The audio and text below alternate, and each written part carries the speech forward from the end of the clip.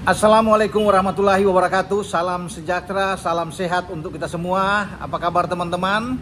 Baik-baik saja, dan malam-malam begini saya harus cepat untuk mengupload konten video di mana banyak yang sudah menanyakan kepada saya bagaimana Bung Roni atau Bung Ropan pendapat Anda tentang hasil pertandingan U20 di Mandiri U20 Challenge Series yang berlangsung di Gelora Delta Sidoarjo, di mana tim U20 kita di bawah pimpinan Coach Indra Safri ya, kalah dari Yordania U20, karena Yordania juga salah satu kontestan yang akan ikut ke Piala Asia di Cina. Mereka ada di grup B, sementara kita ada di grup C.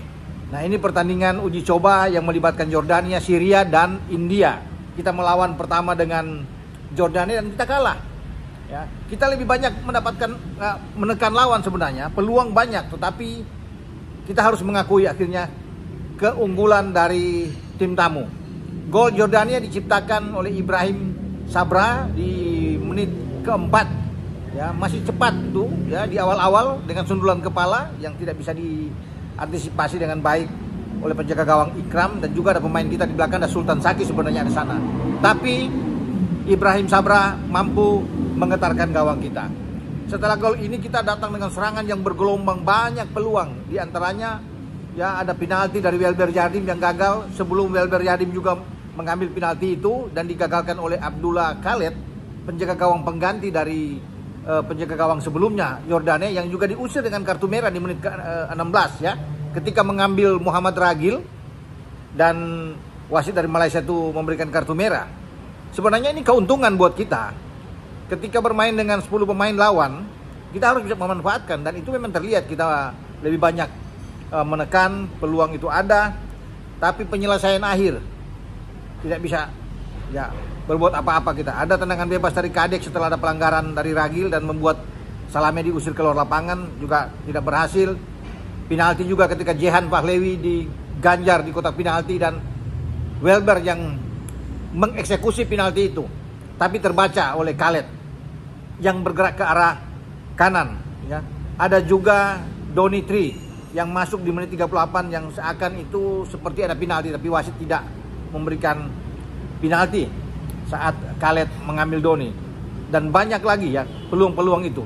Tapi yang perlu saya bicara di sini bahwa anak-anak memang bermain dengan tenang ya, bagaimana distribusi bola dengan baik. Namun ini menjadi pelajaran penting bagi Indra Safri untuk bisa melihat ya ke depan, karena Yordania ini tidak beda-beda jauh dengan Iran yang akan menjadi lawan kita di grup C di Shenzhen.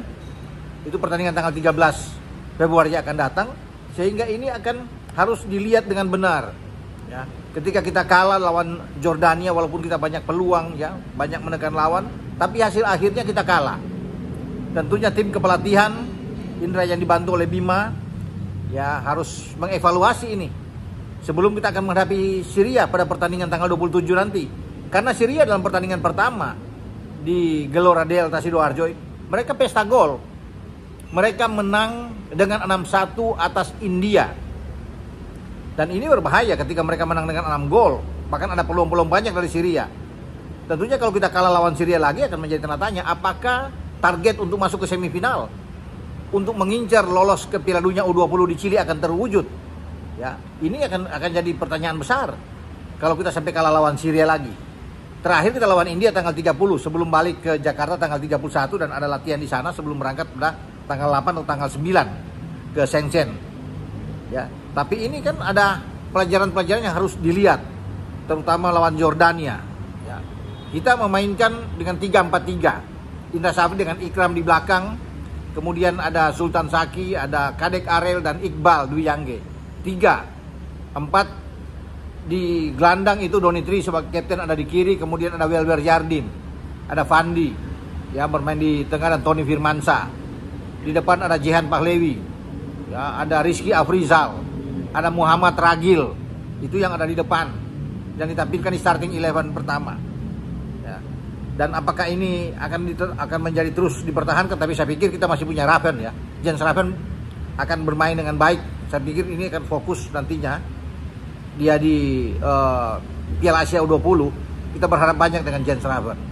Tapi kembali ke Yordania, sekali lagi Ya ini pukulan buat kita, ya, terutama bagi Coach Indra, karena kita memulai pertandingan pertama dengan saya rasa kekecewaan yang mestinya kita harus bisa menang kalau bisa dari pertandingan ini kan, dengan banyaknya peluang yang tercipta, di antaranya ada penalti dari Welber juga yang gagal di sana. Nah, semoga pertandingan ke depan menghadapi Syria akan lebih baik setelah mengevaluasi hasil pertandingan melawan Jordania. Kalau lawan India mungkin bisa lah kita ambil. Tapi kalau kita sudah kalah 2 kali kan tidak begitu mengenakan. Walaupun ini hanya uji coba memang. Tapi kesensen kita punya lawan 2 yang berat di pertandingan pertama dan kedua. Iran tidak mudah. Uzbekistan juara bertahan U20. Ini berat.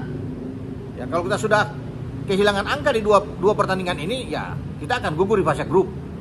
Pertandingan terakhir melawan Yaman juga tidak mudah. Yaman menahan kita imbang di Stadion Madia ketika kita bermain di kualifikasi sebelum lolos. Jadi memang ini grup yang keras. Jadi kalau untuk bisa menuju ke semifinal, ya kita harus bisa melewati 2 pertandingan Iran dan Uzbek dengan kemenangan. Atau ada 1 menang, 1 imbang. Tapi kalau sudah bermain kalah sekali, seri sekali, ya sudah berat. Ya kalau kita bisa dengan Uzbek, katakan kita harus bisa menang melawan Iran. Tapi kalau sudah imbang dengan Iran atau kita kalah, sulit untuk mendapatkan kemenangan menghadapi Uzbekistan. Itu yang kita lihat. Tetap kita akan mendukung tim nasional kita ini. Ya, semoga yang terbaik yang kita bisa dapatkan, mengambil dari hikmah kekalahan lawan Jordania di pertandingan uji coba ini, dan tentunya akan lebih baik di pertandingan melawan Syria. Oke, dengan saya Bung Ropan berbicara di sini. Ciao.